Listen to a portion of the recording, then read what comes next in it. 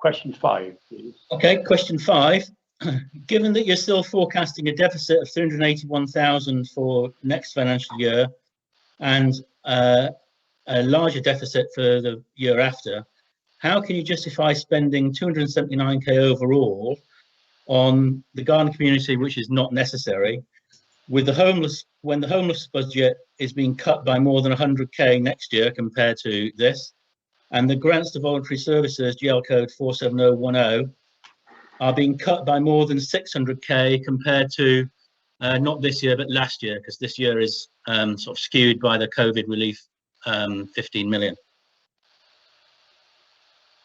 Thank you, Mr. Turber. Councillor Radley. Thank you. So the 279,000 is being funded from earmarked reserves and does not impact the base revenue budget. The allocation to earmarked reserves was approved in the previous budget in February 2020. The 381,000 is an ongoing deficit which increases over time. Structural deficits need to be met by reducing ongoing expenditure or increasing ongoing income.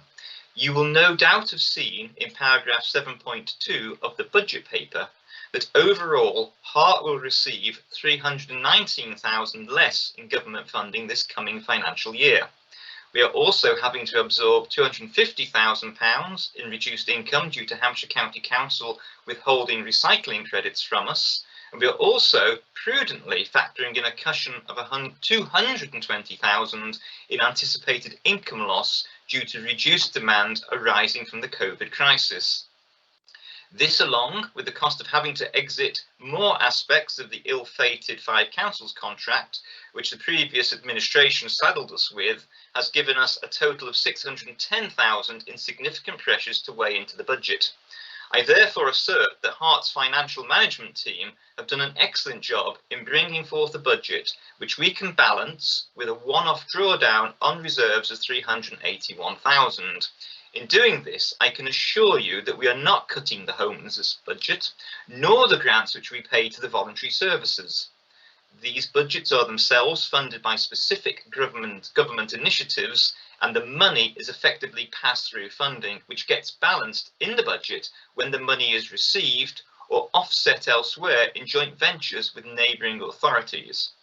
To reassure you, Mr. Turber, there are no cuts to services in this budget.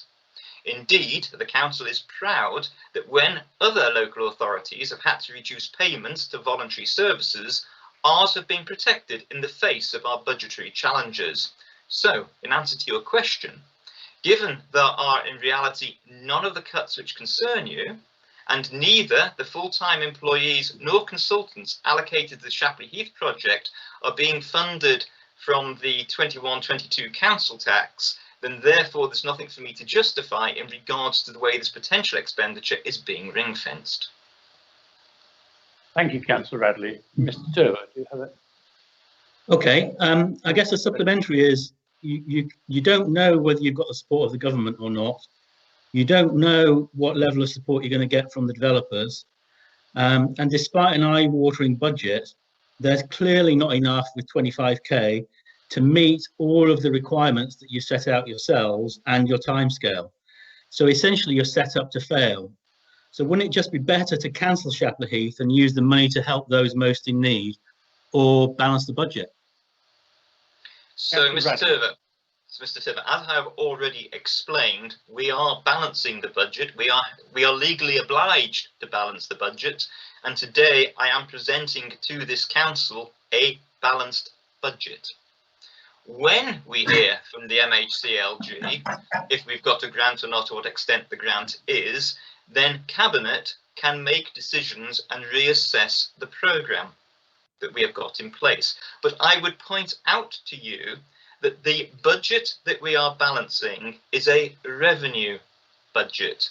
And this is a budget in which we look at our cost base and our likely assured income, and we make it balance. As I have explained to you before, the full-time employees and the consultants are funded out of a ring-fence budget, and no matter what we did with that today, the 381,000 that we need to draw from reserves would still be there. It's like moving money between savings accounts when you're trying to actually reduce an overdraft. You actually have to move money from savings into your current account in order to do that. And that is why changing the way we've ring-fenced the money on Shapley Heath would make no difference to the £381,000 that we need to draw out of reserves this evening. Right. Thank you, Councillor Radley, and thank you, Mr. Turber.